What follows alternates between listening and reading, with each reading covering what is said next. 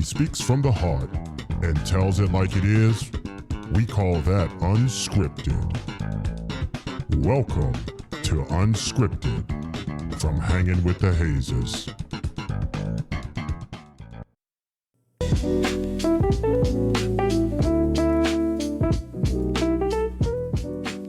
What is happening, y'all? How are you doing?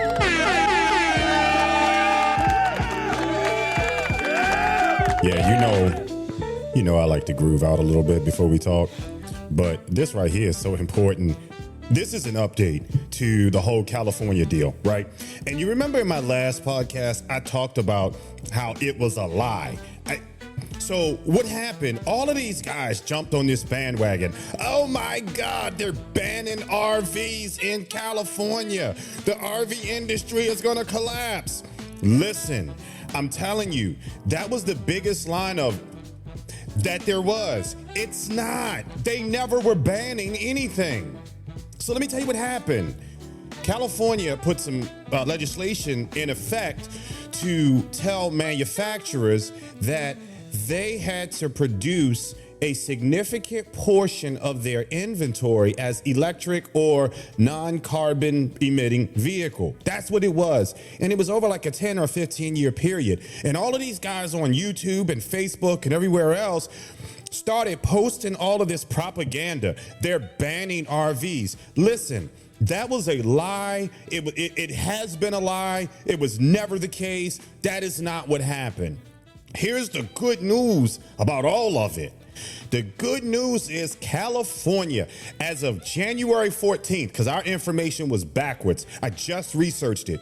As of the 14th of January, they abandoned every single one of those diesel truck clean air initiatives before Donald Trump got in office.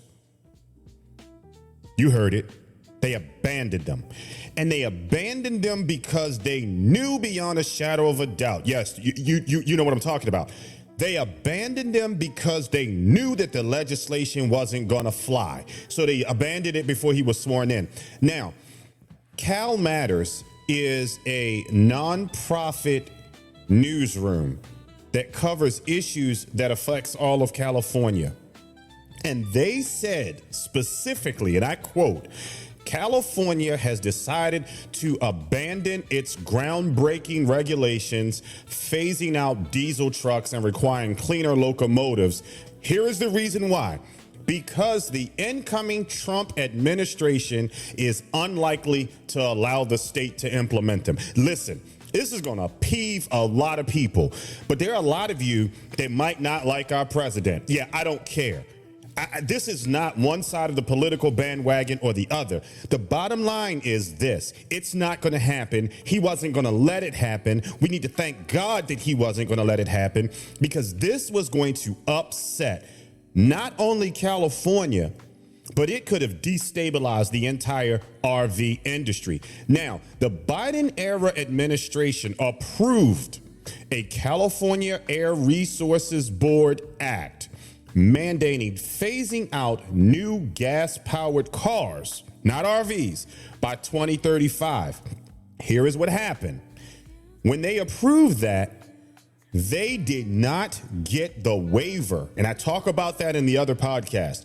They did not get the waiver for diesel fuel vehicle standards in. It wasn't in and done before Biden left office. And because of that, our president, Donald Trump, has threatened, you listen to me now, to revoke or challenge all zero emission rules in California.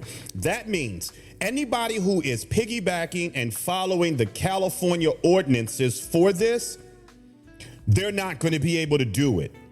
Washington, Oregon, Massachusetts, the various other states that were talking about doing it, they can't do it now. So if you live in those states that were following California, you're off the hook. Let me tell you what it says. California has withdrawn its pending waiver and authorization request that the U.S. EPA, they did not act on it, and they did that, and here's what they say. While we are disappointed that the United States EPA was unable to act on all of the requests in time. Listen, California and tree huggers in California might have been upset, but the rest of America that had to deal with this foolishness behind a state that they don't even live in, they weren't upset. They were not upset at all. Now, the withdrawal is an important step given to the uncertainty presented by the incoming administration that previously attacked California's programs to protect public health and the climate and has said will continue to oppose these programs. Listen, whether you like him or not, I'm going to say, thank you, Donald Trump administration, for preventing California from ruining people's lives. Yeah, every environmentalist out there was distressed. You know what? If you're that distressed, pay more taxes and you put the money up to make sure that Americans have the clean energy stuff that you want us to have. I want to see you putting, where are the billionaires that back this? Why are you not putting money up to make it happen? Because you know that financially it is an impossible thing to do. So, that being said, the truck fleet rule that was approved in 2022 after they say so-called years of analysis, that would have been an attempt to end diesel strongholds on goods movements through the states, with potentially profound effects on the state's environment and the economy. And here's the thing, and I said this before, and now I can prove it beyond a shadow of a doubt. Trucking companies already sued California to stop the measure. So remember I said if they weren't going to do it, it was coming? Well, they already sued California to stop that, saying that electric and hydrogen big rigs are simply not practical for long-haul uses and it would destroy the state's economy. But the reality is this: not only would it destroy the state's economy, it would have destroyed the economies of Arizona, Nevada, Oregon, Washington State, New Mexico, and possibly Texas, because a huge portion of their goods depend on coming through California. California Trucking Station, they have consistently stated that the advanced clean fleets rule was simply not achievable, and it's not. To further reduce emissions in a technologically feasible and cost-effective manner would have been an astronomical cost, and it would have destroyed the nation's supply chains coming out of California. So they tried to say that diesel exhaust had been linked to cancer and contains fine particles that trigger asthma. Yeah. So does the trees outside. Are we going to get rid of all those trees that create issues for people? So let me get off that bandwagon. The state withdrew 3 other measures regarding emissions from diesel powers. So they're not going to mess with locomotives. They are not going to mess with commercial boats and hovercrafts. And then refrigeration unit engines that are hauled by trucks. All of those measures that they had tried to lump into this, boom, gone, no more. So now all of these people out there that were talking about the ban and then jumped on the bandwagon of banning RVs, I am telling you, Crazy Keon, you set off a panic that was unnecessary. In other words, you told a bald-faced lie, and this just exposed it. A, they were not banning RVs. 2, they could not do it because it was physically impossible. And you guys did a disservice to the people by putting that information out there. And you knew it wasn't true. You didn't do your research. And that's disappointing. That's just, it's an atrocity. It is an absolute.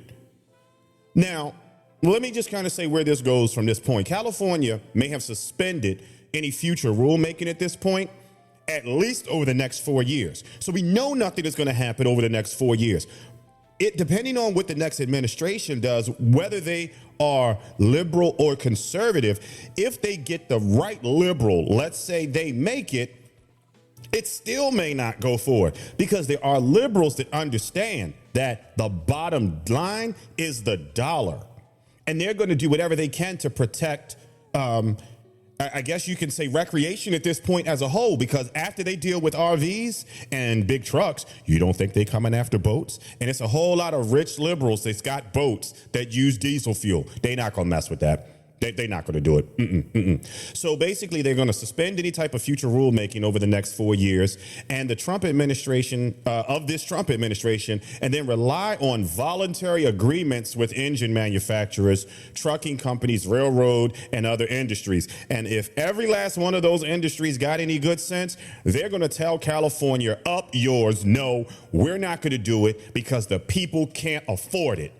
Because at the end of the day, if they confirm or comply with California's emissions, you know who ends up paying for that?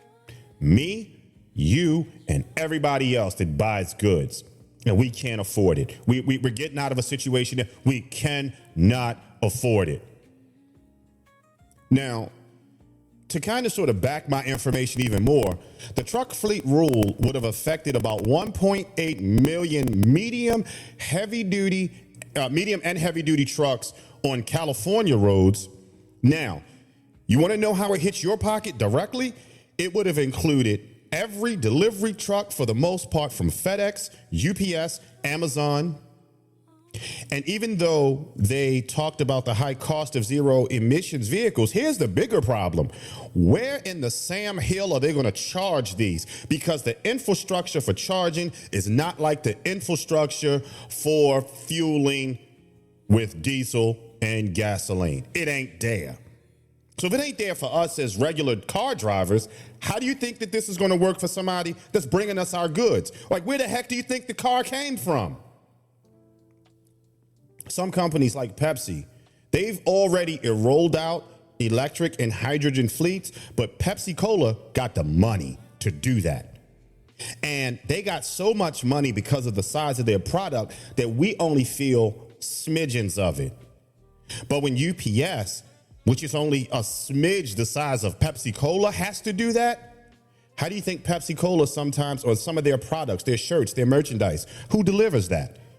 That's when they're going to start feeling it, and they're going to pass that on to us.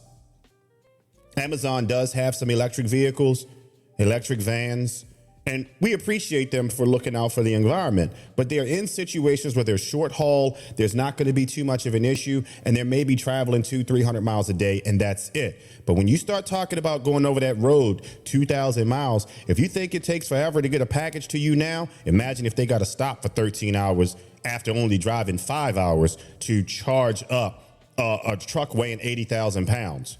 Come on now. Come on.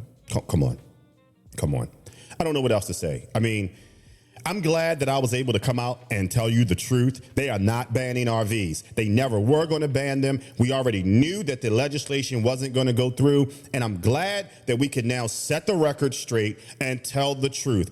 RVs are not, were not, and will not be banned, even if they go through with some of these California things. It won't happen. And if you tell somebody that, you tell them you heard it right here. Crazy Keon, hanging with the Hazes. Make sure you subscribe, because I only do one thing. I tell the truth, the whole truth, nothing but the truth when it comes to RVing and when it comes to camping. Make sure you like and subscribe. We definitely want to share with you on a regular basis. Make sure you check us out.